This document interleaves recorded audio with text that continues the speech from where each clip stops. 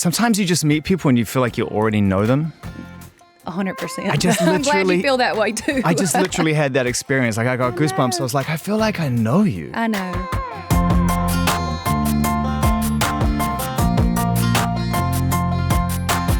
And I know to some degree that's because you're an honest songwriter. Yep. And you put your heart into your music. And we go through life finding artists that we love and appreciate, and we embrace them. And we all feel that way. It's why we queue up to go see you play live and 100%. Wear the T-shirts and all those things. But still, I felt like I know you. Well, back at you. Kindred spirits. Indeed. Yep. It's lovely to meet you at last too. Properly. We're here to talk about this new album and everything in between. Oh, we got a lot to talk about. We got a lot to talk about. Yeah. Well, where do you want to start? Because I mean, you know what? I'm gonna ask you a question I don't think I've ever asked anybody. I think it's fitting. All right. Because I know how you see life through the lens in your music. But how do your friends see you? Well, how would your friends describe you, really? If the real ride or dies, where are the qualities that they really appreciate about you? Yeah, I honestly think that it's probably some of the qualities that you can actually hear through my music, because I write what I live, I write what I know. I think probably a lot of them think that I'm a hard worker, that I don't take no for an answer. And even on this record, I get to show my funny side. I'm not going to lie, I'm pretty funny. Yeah. I'm pretty funny, okay? Like, I don't get to show that side a lot. It's one of my favorite traits in anybody who has who can say, and I do the same thing. You know, I'm funny. I am funny. And my friends would say that I'm funny. I'm crazy. And you can even hear that in the record. But do you mind if people laugh at you as long as with you? Because I'm totally fine if you laugh at me. Oh, if you're not laughing at me and with me, I feel like something's wrong. That's my thing, as long as you're laughing. And if I can't give you hell about things, yeah. I feel like, oh gosh, I don't know if I can feel comfortable around this person. I got to be able to mess with you. And you got to be able to mess with me. You got to be able to snap with each other, man. You got to be able to snap with each other and go for it. That's the point. That's it. You know, the hardworking thing is an interesting thing to bring into that, and thank you for answering, into that sort of reflective space of like, how do my relationships relate to each other? Like myself, to my friends, to my family. Mm-hmm. And I think we've acknowledged that you, like many of your peers, work hard. You have to.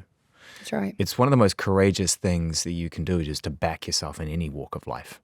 And being an artist is 100% backing yourself. Oh, that's it. If you don't believe it, why would anybody else? Yeah. And by the way, if you let somebody else back you before you back yourself, it always ends terribly. Hit the nail on the head. And actually, somebody the other day asked me, they said, can you believe it? Can you believe like everything that's happening?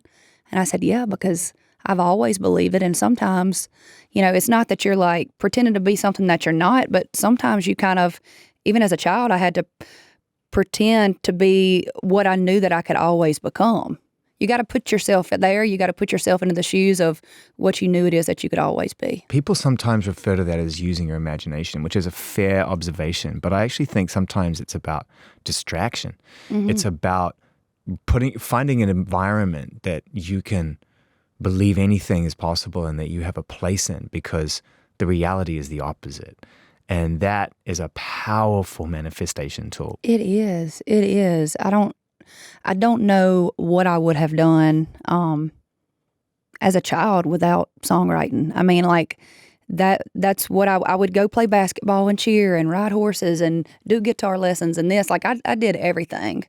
But this was my way of communicating. And it's funny because my manager and I, we're best friends. We've been working together for about 9 years. And before we even decided to work together, she just wholeheartedly believed in me as my friend. And she told me one time, she was like, you're one of the worst communicators I know, but one of the best songwriters. And that kind of sums it up. I'm like, let me just tell you how I feel in a song, you know? It's I'm getting a lot better at it. What do you like on text? I'm like, yeah, no, hard. yeah, straight to the point. Straight to the point. I'm not a big texter. I don't really enjoy talking on the phone a lot, but I love like deep, meaningful conversations. And the first time I got to speak to you for just a few minutes, I know. I was like, oh, we're going to talk about some stuff. I felt the same way. So let me ask you then, as a form of release, as a form of escapism, as a form of communication, how did music help you as a kid? And answer as openly and honestly as you feel comfortable. What was childhood like for you, and how did music help? Oh my gosh. Well, I think, of course I dealt with things that all kids deal with. Mean girls. I'm so glad bullying is a real conversation topic now, because when I was, and I'm much older than you, when I was young, it was just like sort of deal with it. And deal with what? Deal with going to school and being terrified for 8 hours a day? That's right. And I don't even know if I would say they bullied me. I've seen kids like get bullied. But it was hard, I mean, when you're 13, 14 years old. And disappointments at your fingertips at that age. That's right. But you come home and you find this outlet that just kind of helps you get through all the emotions. Of course, dealing with stuff at home behind closed doors. And I feel like songwriting has been a thing for me too. I'll observe other people and I will be able to become more empathetic towards people. I'm able to kind of take some of their pain on, which is one of my worst qualities and my best qualities. But I can write from somebody else's perspective, and I think just songwriting in general has made me a better person. It's so funny. I'm glad that fine line between embracing somebody's feelings and emotions and being able to translate them to help others, and versus what I used to do in my life, which was almost emotionally mug people for value. Because I would be like, I can help. Let me help. Yep. Let me help. Tell me what's wrong. Let me help. Let me help. Because I felt like I needed to be a fixer of something. And that's just that ain't good for anybody, because you're not letting people inhibit their own structure and their own strength. And you really can't actually keep any of that. No, you can't sustain it. And I'm learning how to, even in meet and greet lines, I mean, things come in small increments, meaning somebody might be getting engaged in front of me, and then 15 seconds later, somebody's telling me a traumatic story. Yeah. There was a little girl who came through my line this past week who had a brain injury. And the mama told me, she was like, I put my phone next to her bed when she was in a coma for however long, and I left your song Heart Like a Truck on repeat. And that's what she listened to the entire time. And she ended up waking up. And it kind of throws me for a loop, because when I tell you I have deep connections with my fans, I don't know if everybody gets to experience that, but I feel like I could pick all of them out from a lineup. I feel like I could look at them and be like, I met you at this, and you told me this about your sister, and it's hard to take on a lot of those emotions, and I've learned how to feel it and kind of I guess just be proud that they're willing to share these things with me and that they feel comfortable enough to share it with me. But I also at times just have to be okay, you can't carry it around everywhere you go. And I even do this thing yeah. where you just kind of this, you're you actually move, you almost physically allow the energy to release itself. That's crazy. I do that as well. I have to be very aware of that. I because breathe it out too. Big breath. Do sometimes you just sit down and just take a big deep. Sometimes I do it at dinners and people think I'm crazy. We'll literally be having dinner. I'll go, and it almost stops conversation. I'm like, I know, no, like, you what's should wrong? try and you're that. No, I'm just. It's good. I got to get rid of some stuff real quick. It's good. You should try it. Everybody breathe. do it. Just breathe a little bit. The truth is, we're not really taught how to breathe. We breathe short all the time. We don't even know how to breathe. We are short dumping on our own shoreline all the time. I know. Breaking our own necks all the time. I can imagine that when it's time for you to sit down and make a new record, that you're only going to set the bar for yourself to improve on the last record, to find some new learnings for yourself, write better songs, go for it. Lots of ways to do that. I love that you did it with your friends. And I love that you did it with your band. I didn't even know it was a thing. But I've spoken to friends of mine who come from the country music environment, the community, who are like, no, there are session musicians and live musicians. Yeah. And the road doesn't always match. But man, you can hear it on this record. Everyone is showing up, and it's just everyone's just supporting the songs. Well, and I'll tell you, I'm so proud of my band. Yeah.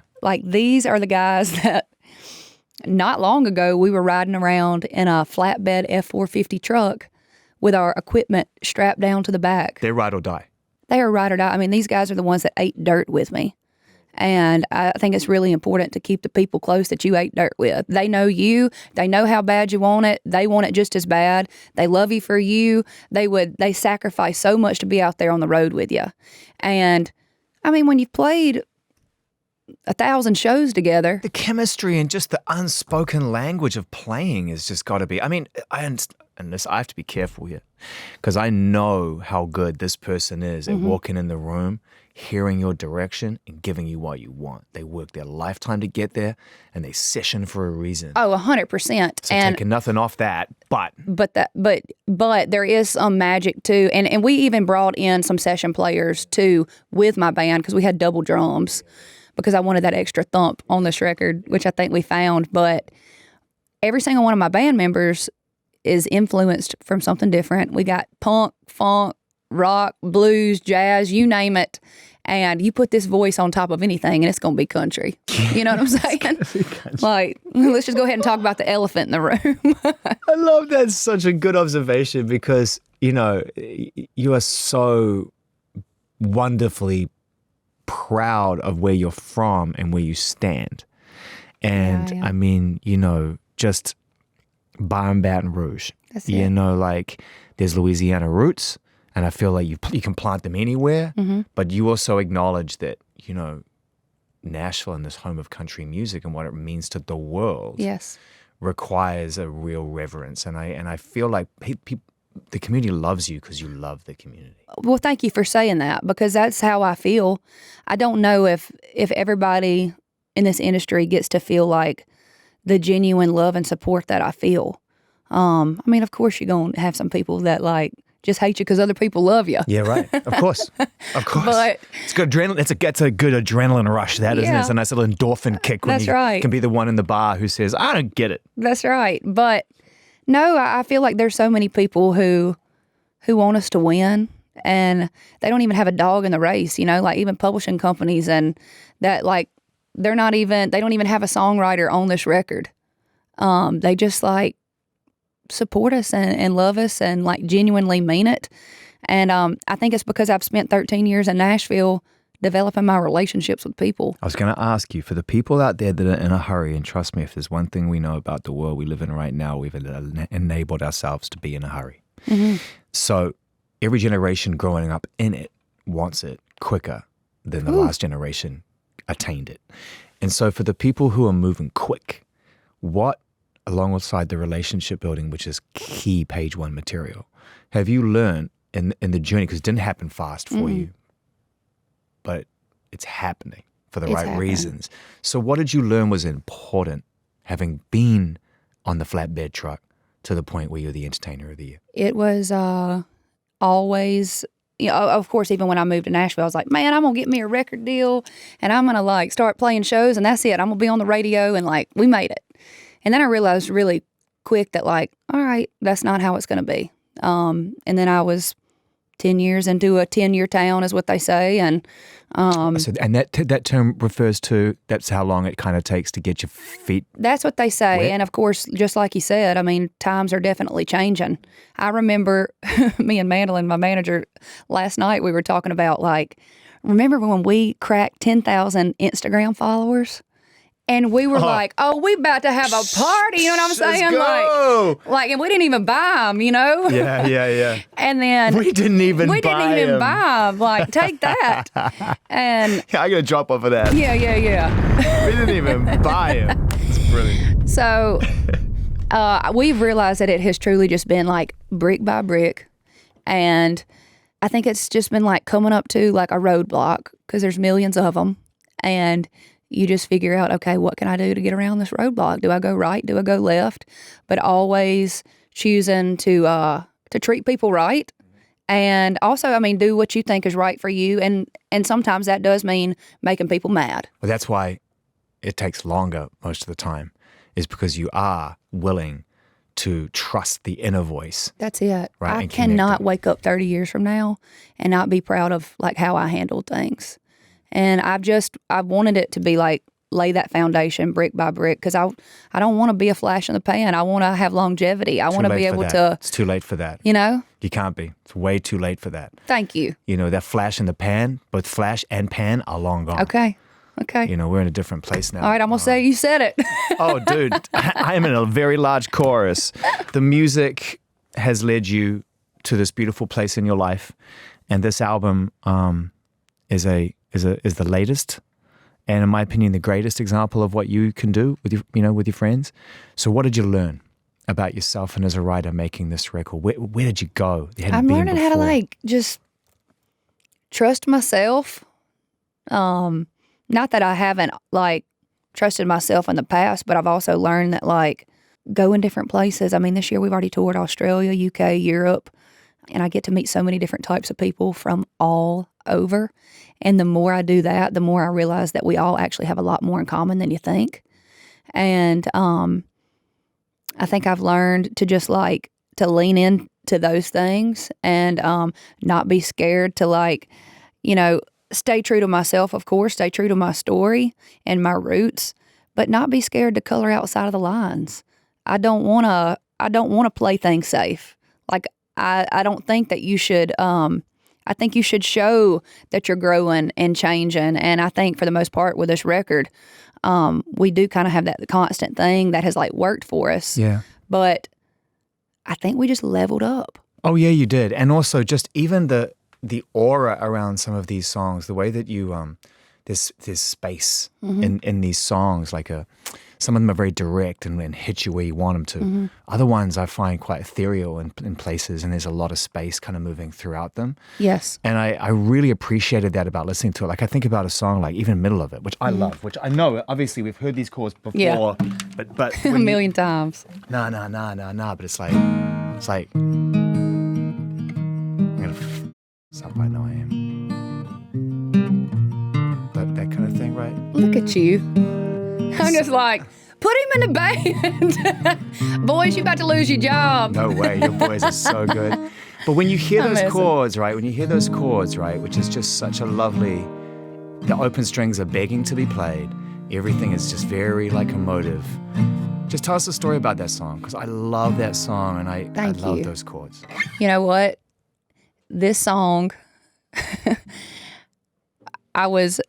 we had actually just got nominated for Entertainer of the Year for the CMAs, and I had not been at my house in Nashville and I didn't have furniture in my house for months. And standard musician dilemma. We don't need a couch, we're not here. So my friends, the Heart Wranglers, came over and they just said let's do a heart check, and they're like, what's going on? Where you at? How you feel? So Where's your head? On the floor. You just sat on the floor. I sat on the floor, and I just said, I feel like I am just smack dab in the middle of it. I don't it's a blur to me, where it started, where it's going to end up. I just can't hardly tell. And then we just kind of started talking about how that's really kind of what all this is about anyway.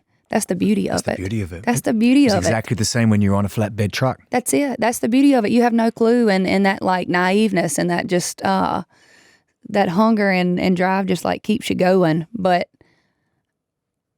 I thought that this song would be one that I just played for a few of my team members, played for my mama and daddy, and that was it. I didn't know that it would really serve a purpose for other people. No, it had other plans. It had other plans. Sometimes you think you know what you're writing about, and it turns out you had no clue. Yeah, I love it, right? Bob Dylan said that all the time, right? He would always refer to the fact that everyone would pour over his words, and he's like, I don't know, ask me in 100 years. Words change, meanings change. I don't know what it means.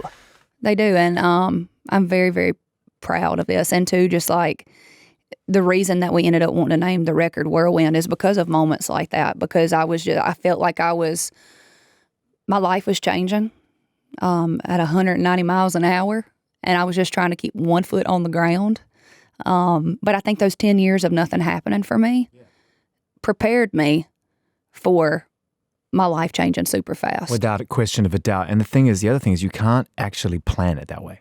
No one in their right mind is going to be like, I'm going to take 10 years deliberately before anyone cares. That's and right. No one says, okay, it's going to happen in 10 months. All you can do is hope. I think it's important. First of all, I think it's important you've got good people around you. I do. I have got good people around me, people who keep me humble. Not that I wouldn't be anyway. Yeah. But even my nephews. That's an easy job, yeah. It's so funny, the ACMs this past year, my little nephew Knox, he's 5 years old, and when we won Entertainer of the Year, he ran to his bedroom and grabbed his trophy and said, what's the big deal? I got a trophy too. And I'm like, you little turd. Like, yeah. I love that. But I'm like, those are the things the right big there. deal? They're like, Ain't Lainey's not even cool. Not even cool. Well, yeah. But 5-year-olds will never let you know. They're not going to tell me. They'll never let you know. So when the success started to happen, when you recognized, okay, all this work that I've put in with my friends in the band and my team around me, and we've been driving for this moment, is starting to happen.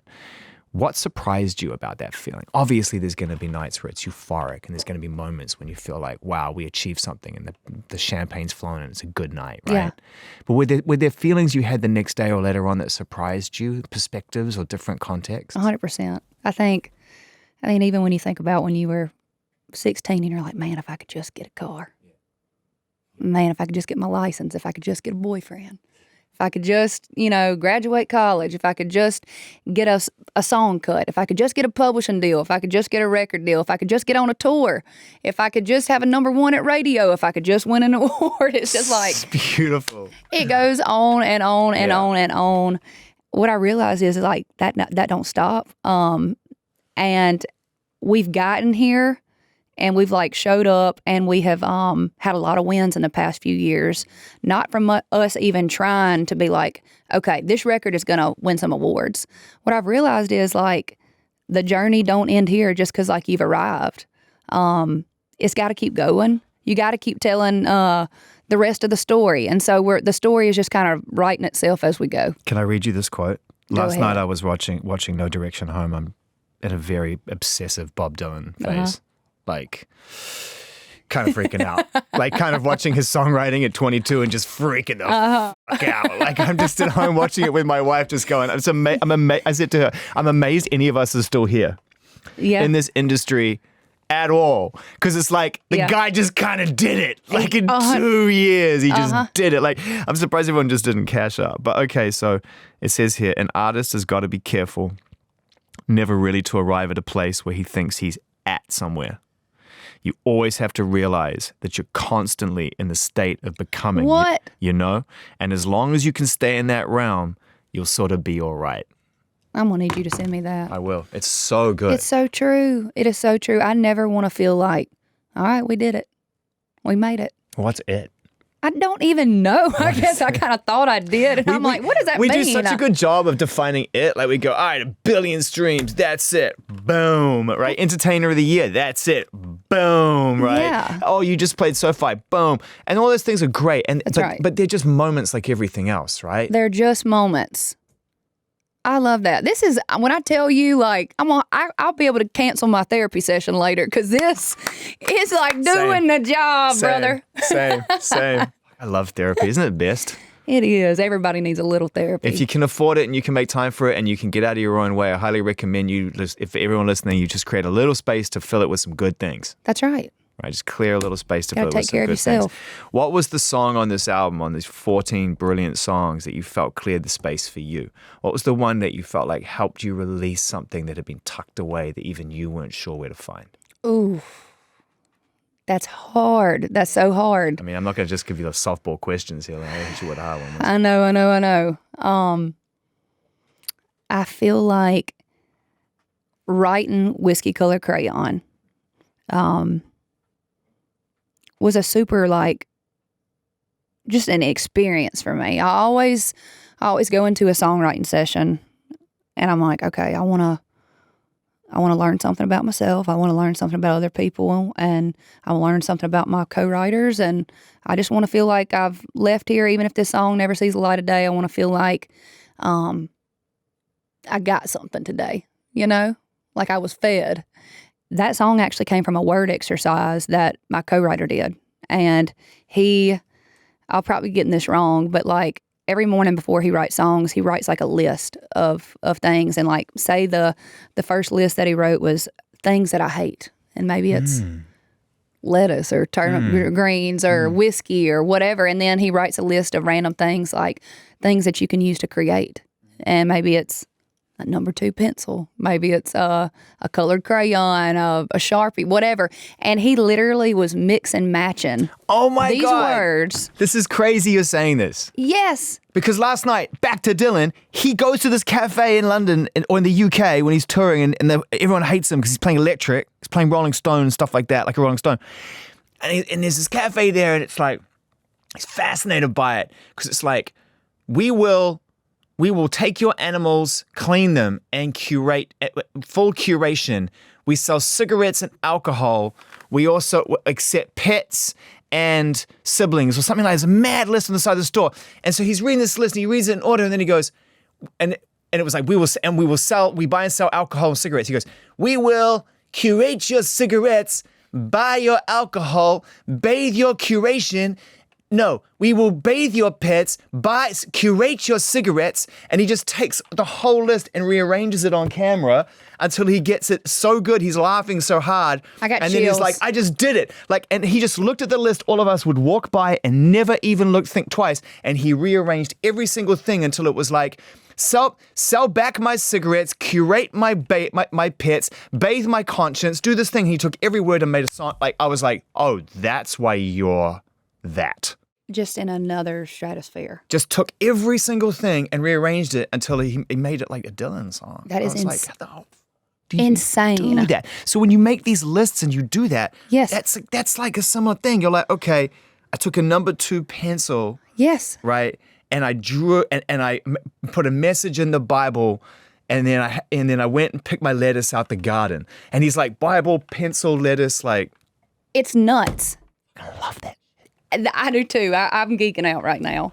That is like so sick. That is so sick. And this guy, Josh Keir, who I wrote my song Watermelon Moonshine with, he's a mad scientist, I guess you could say. But he like mixed matched these words and he was like, well, I've got this, like whiskey colored crayon. And we were just like, we got to thinking about like the storyline of this and they came up with, okay, let's think about like a young student, like the colored crayon part, okay, and like how could we tell a story about a little boy who goes through some things at home that most people don't know about, but teachers serve such an important, they're so important in kids' lives. My mama was a teacher. My daddy at time, for like 6 months, all of my aunts, my grandma, I was even majoring in elementary education at one point. And I was like, man, I'd really kind of like to have like a teacher appreciation type song too, because just shining a light on them, because I don't know, I think they kind of get the shit end of the stick at times. But we created the story, and for me, again, putting myself into the shoes of somebody else takes me out of my mess for a minute and gives me like a fresh and new perspective of like, okay, but like, you might be having a hard day today, but like, what about this little boy and the things that he has to deal with? And I left that songwriting session after we told this story just feeling grateful, feeling like, I feel like everything that's happening in my life is great, but just like everybody, I still got my struggles, got my dark days. You got to go there too to be able to perform a song like that, regardless of the fact that you've been able to recreate an experience that no doubt is going on and give it this beautiful imagery. For you to believe it, you're going somewhere inside and pulling something out that connects to that story, right? It may not be your mama in a smile with a church dress on, but there's something you can recognize there. Oh my gosh. And too, I think back to like myself as a child, but I also think back to like some of my friends that had similar experiences, and even like all the little kids that come through my meet and greet lines. And at times I'm just like, they seem like it's one of the happiest days of their life to meet us, and like, they're at their very first concert. But at times I'm still like, we all put our pants on the same way, one leg at a time. Mm-hmm. And you know what we want after that? More cowbell. Yep. I want more cowbell. Uh-huh. That's what I want. That's right. I'm a cowbell right here, right here. That's right. You just had that full circle experience in your own way last night. Sure did. You got a chance to pay tribute to somebody who I think we consider to be eternally young, but man, has she lived a full life. So Miley Cyrus, and I've met her many times now, and we've had some beautiful conversations on and off the record. So I really, really appreciate Miley, and she knows this. Because, see, I hate the term old soul, and I tell you why, because it gets kicked around at young people, and I think it's an excuse to dump your shit on young people. Oh, you're such an old soul. Wow. Let me tell you about my life. And I'm like, I'm 9. What are you doing? Wow. Right? So that's my experience with that term, even though I do think it would be go around the block. And I think Miley carries with her that sense of like, man, she had to live a life at a young age. She did. And wow, has she come through the other side of it? Like, man. It's amazing. And just watching her on stage last night and how she just like, you can tell everything that is coming out of her mouth, she means it. Yeah. And she is just like, she's real, and she's had to just like, she's lived a lot of life in a short amount of time. And that right there is hard on anybody. And it's just, she was an inspiration then, and she's still an inspiration to me now. And it's kind of incredible as well that a lot of times you meet your heroes, like when Janelle Monáe told me she met Stevie Wonder, but there's like this gap, age gap, so it's like this reference is there. But in a lot of ways, you and Miley were contemporaries. It's just that she was over here in this machine. Yeah. And you were figuring out where you fit. Yeah. But a similar kind of time frame. So it must be really nice to be able to share a moment like you did last night. For sure. I mean, and she don't even realize how much that she taught me, meaning, I mean, from 8th grade to 12th grade, I impersonated Hannah Montana. I mean, I had the wig, the portable sound system. Y'all, I would do like 3 or 4 parties a weekend. Oh, like literally out there doing that, like an actual person, not just for friends, like an impersonator. No, like my 8th grade teacher was like, hey, if I buy you a Hannah Montana wig, will you put it on and come to my little girl's birthday party? And I'm crazy as hell, so I went and bought the karaoke track, and I already had a portable sound system. This is amazing. And so I did it for 5 years. 5 years? I did it for 5 years. And That's I did a job. That's it. So it taught me that like, this ain't going to be easy. So like, even when I moved to Nashville in 2011, I had been touring since the 8th grade. 8th grade. Like, I mean, I was, sorry, Mom and Daddy, but there were times when I was 14, 15, I was driving around without a license to get to the birthday party. You know what I'm saying? Wild. Okay. Yes. And also the fact that you have to cut your teeth being the best version of somebody else. So you have to park your own identity work for a while. Yes. You don't even have the space to go out there and go, well, here's one I wrote and I'd like to see what you think. I will tell you, there were times when I would open up the show. Oh my God, you I was supported like, Hannah Montana. I know. So I was like, well, I would call the mama of the birthday party and I'm like, hey, Hannah Montana's going to be there. I was acting like I was the booking agent. Hannah Montana's going to be there at 6 o'clock. Hey, is it okay if Lainey opens the show? And they're like, well, who's Lainey? I'm like, the person you hired to be Hannah Montana. And they're like, no, we just want Miley or we want Hannah Montana. And but then there were times where they were like, sure, that's fine. And so I'd run behind a tree or wherever it was at the park and put on my Hannah Montana dress and come out and do like a hour and a half show and load up and go to the next one. I mean, I was doing like, I would go to a nursing home and even do it. And then I would do like a 3-year-old's birthday. So I had to learn how to like speak to older people. I had to learn how to speak to 3-year-olds. I had to learn like, it was a learning experience. 13, 14, figuring this out. You're at a point in your life where you're just trying to figure out who you are, right? I say this with confidence as a parent of 2 boys who are now through that phase in their life, 18 and 16, pretty strong identity of where they want to be today. Yeah. But those couple of years earlier than that is rough.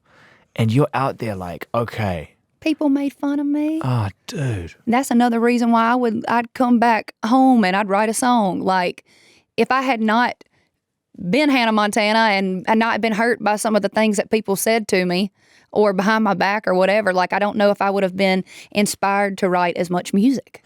It's so crazy to me that you're out there working toward a dream and a goal, clearly showing that you're willing to do whatever it takes to learn, and whatever shots you're going to take, I'll take them. And people see that even at a young age. So you know what the irony is that most of the people who are making fun of you had no fucking clue what they were doing at that point in their life. Now they asking for tickets.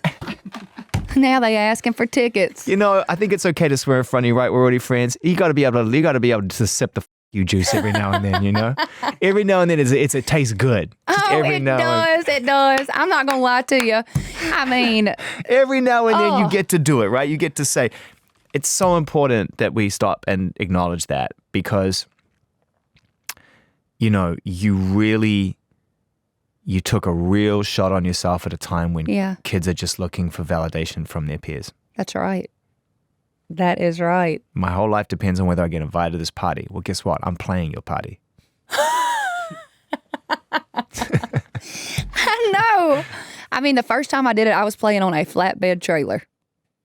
The last place I did it was at St. Jude in Memphis for the kids. And it is so crazy that 16 years later, this past weekend, I got to visit St. Jude and play music as myself. I was in the exact same spot. Emotional. I can't imagine. It must have been emotional for you. Emotional for me. Yeah. Exact same place. Exact same place. And all this kind of happened in the same week. And then Brandy Cyrus also put out a remix of my song Wildflowers, Wild Horses. So it's just like all this happened in the same week. It's just cool for me. Yeah, it's all tangible, eh? Energy is so tangible. And I think what you put out, it exists and somehow it comes back to you. And if it's good energy, it comes back to you and it's multiplied. That's right. And that's how you get to meet your heroes. And I think also, you know, Miley she will hear some of herself in you because it's impossible not to. Yeah, for sure. For sure. Right? I mean, I had to just, again, it's about like stepping into those shoes. Yeah. And just doing what you got to do. You've got such a cool group of people around you in terms of your peer group as well. Artists of this generation who are great songwriters and to some degree outlaws, outsiders, outliers. You, to me, are a fascinating mix of both. You're someone who can stand in the room and you can absolutely speak the language, but you're also very comfortable hanging out with Jelly Roll. Who is like such a real one.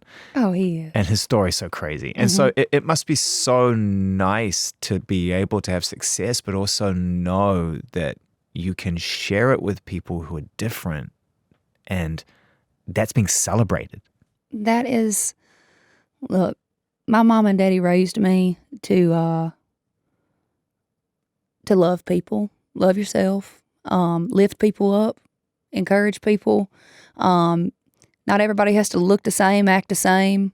Like, that's what makes the world go round, you know? And I'm not going to hate somebody just because they believe something different than I do. Like, I choose to love people. We need that right now. And because I'm not going to go any further for obvious reasons, we're here to talk about art, and I respect that. And it doesn't get enough looks these days, so I take every opportunity to talk about the art. That's right. But there is a reality right now where the term diversity is being used as a negative term. Yeah. And I'm like, wait, what? Like, isn't that where we live? Yeah. Isn't that the world we live in?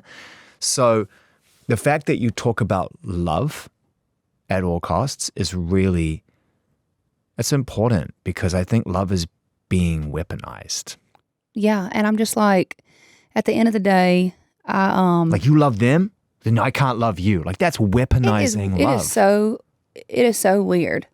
Weird is a word that's another word being used a lot right now. It is so weird. Just, I'm like, first of all, some people didn't get their ass whooped as a child and it shows. Did your mother never scold you? Or did she just kiss and make it better? Did she just kiss and make it better? All those people who comment hateful things all over the internet, and I'm just like, man, you never got your ass whooped as a child. Did no one ever tell you that we're in this together? Did mama never scold you? Did she just kiss and make it better? Oh. Like, what the I know. But my job is to make music, share stories. I wanted to share a story. I want to continue sharing stories. I want to, like, do things that help me, like, write my story and continue. I want to be doing this when I'm 95 years old. Then let's talk about experience and adventure and curiosity.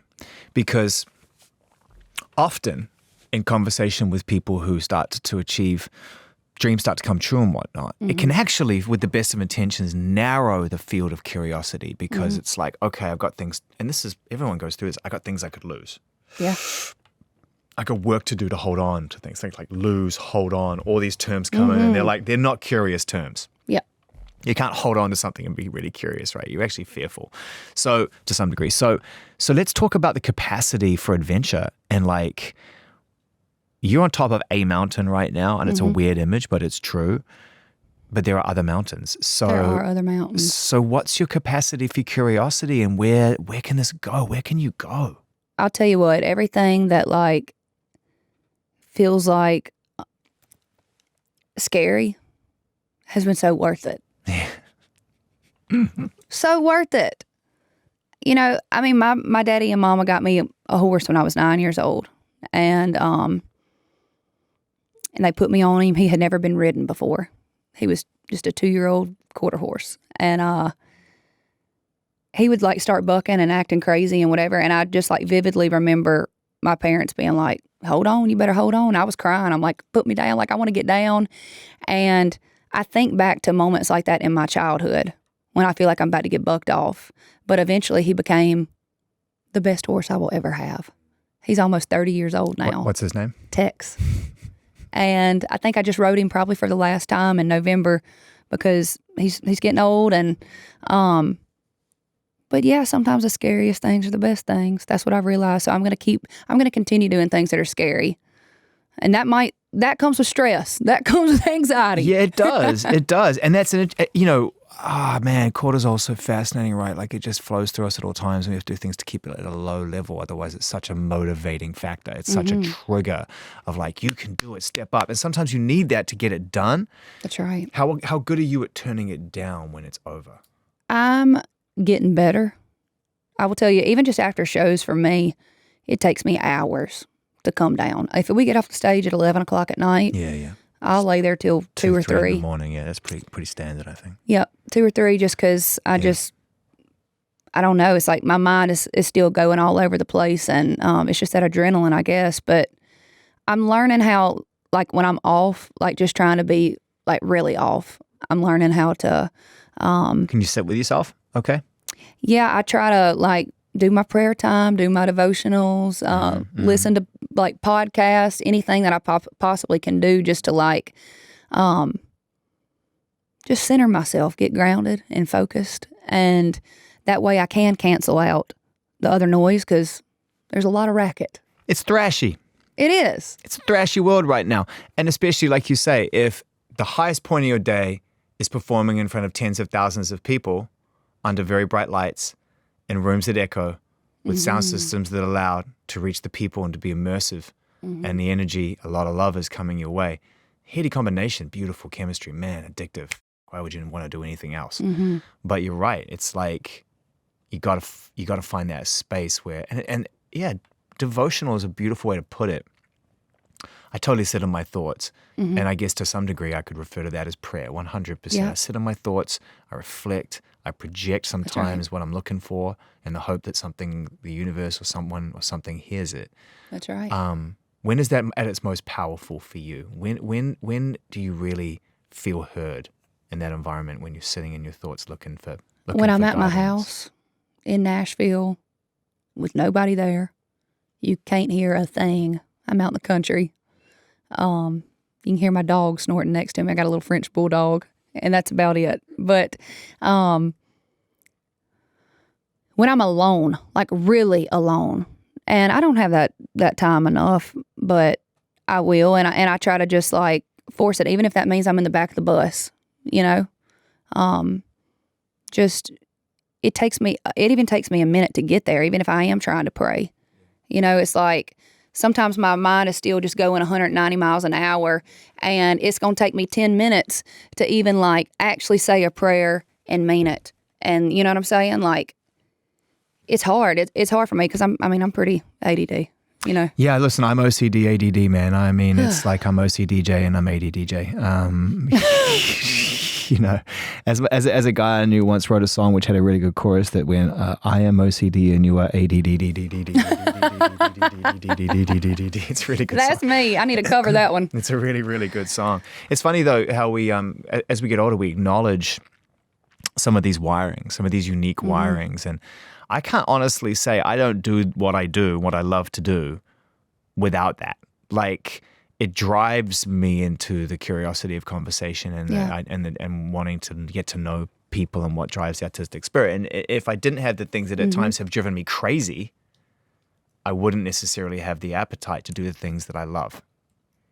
It's a double-edged sword. It's a double-edged sword. It is. It truly is. And you got to make sure that you're filling your cup, like truly filling your cup. Because even if you're just doing like a little something and your cup is about 50%, if you keep pouring out and pouring out and pouring out, like if you're not filling it up all the way, eventually it's going to be run the hell dry. Speaking of which, throughout your music, you know, you have certain imagery that is very, elicits a response. It's beautiful. The way that you paint pictures is brilliant. And, you know, the idea of distraction by some form of mild or extreme self-destruction is there as well. This idea of like, well, I'm just going to sit at the bar until I don't feel a damn thing. And so that has been present throughout storytelling in particular within the country music space for a long time. And I think that you're the person I'd love to talk to about that and what it is about this relationship with alcohol that is love and hate. And I love it when I hate you and I hate it because I love you, but I love it because I love you. Yeah. You need to write that down. Make it up off the spot. But you know what I'm saying? Like that's how I feel about it. You know, 100%. But the funny thing is about my songwriting is even when I was 10 years old, I think I was writing like my third song I had ever written, and I was writing about tequila and cigarettes. And my parents didn't even smoke, and they definitely didn't have tequila at the house, you know?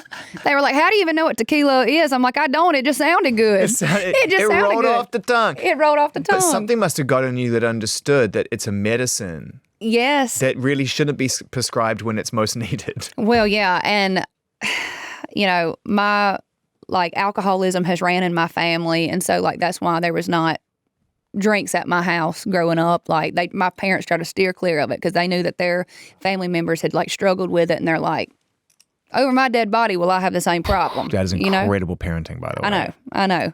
So the first time I saw my mama drink wine, I was like, oh, she's going to hell. Yeah. You know, I was like, I didn't know you drank. They just tried to make it very clear that, like, you don't use that to, you know, cope and these things. But a lot of the voices I heard on the radio, country radio, because where I'm from a town of 180-something people. And, like, country music is life. It's more than a genre. What's the name of your town? Baskin. What's growing up in Baskin like? It's a lot of cornfields. We don't even have a stoplight. We have a caution light. They're about to name the highway after me, which is crazy. Are you serious? Which is cool. Oh, no, that is so cool. Which is so cool. But it's just good people. Like, I always say they're there when you need them, and then they're there when you don't. And when you go home, they're still there. They're still there, and they're not trying to stop by my house because I'm like Lainey Wilson now. Yeah. They're trying to stop by my house to see me because Lainey's home. Yeah. And I know that. There's a difference between pride and fascination, right? Pride is something that you can share with people, and it's an open experience for all. That's right. Fascination can be a bit much. That's right. You know, it's a bit like, oh, I'm fascinated by your success. Nah, but what does that mean? That's right. They're very, very proud of me, and I am who I am because of them, because of that town, because of, it's not just like where it's at, it's the people that were in the town. I'm talking about just the people who would give you the shirt off their back and show up, and it makes me emotional because I'm very proud of where I'm from. It doesn't have anything to offer me now except for my family and my people. Those roots are everything to some degree, right? But you can still, like, be proud of where you're from and know that you're not supposed to be there. But you're a traveler, and it was clear from the stories we've even heard today in our conversation that from a young age you were searching for adventure. Yeah. You know, the fact that you wrote songs about things you never experienced because they sounded great, and, you know, it's all make-believe at that point in life, right? Yeah. Through to the point where you, like, were booking your own shows and going out and pretending to be someone else because that's what it took to entertain people at that point. That's right. Getting on the flatbed truck. You'd still be doing that right now, even if Nashville hadn't come knocking, right? Even if the CMAs were like a glimmer of hope in the long distance, you and your band would still be on that truck.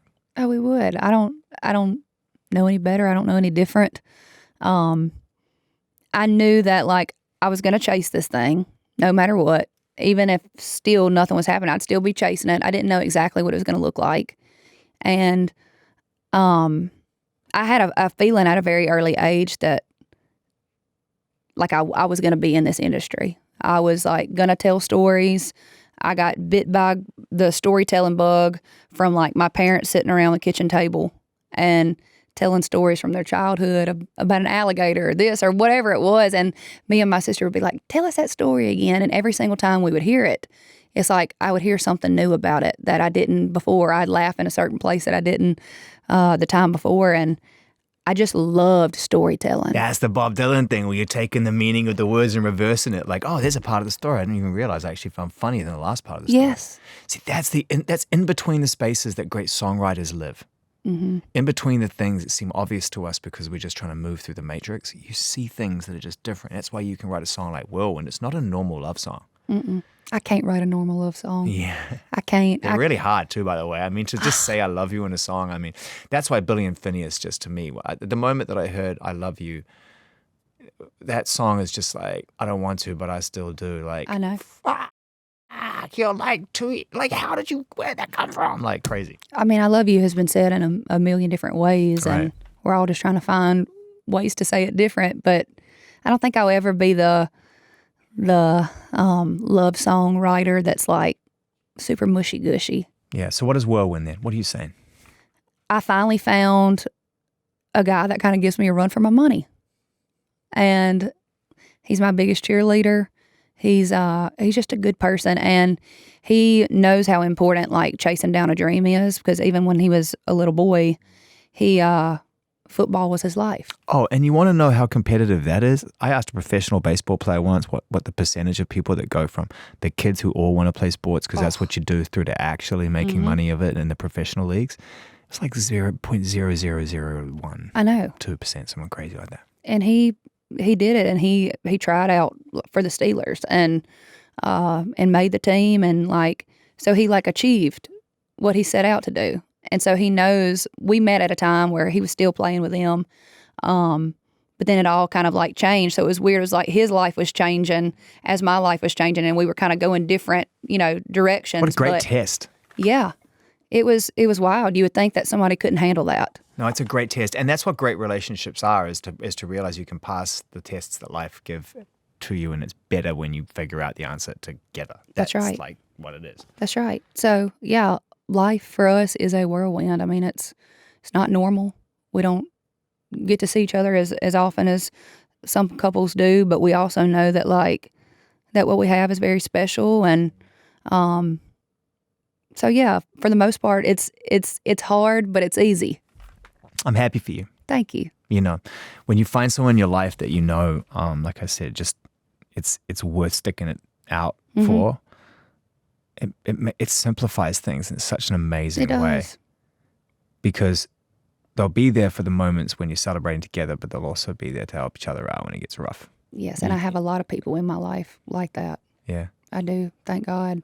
This album is it's a gift, and we don't take music for granted here at Apple Music. I certainly have never taken it for granted. When you show up and you bring an album like this, Lainey, you put your heart and soul into it. I love it. Thank you. From Keeping Up with Jones all the way through to Whiskey Colored Crayon, you've delivered for fans and above and beyond. I've really enjoyed talking with you today. Oh my gosh, I could do this. Keep it rolling. I'm playing. Thank you so much. So we'll do it again.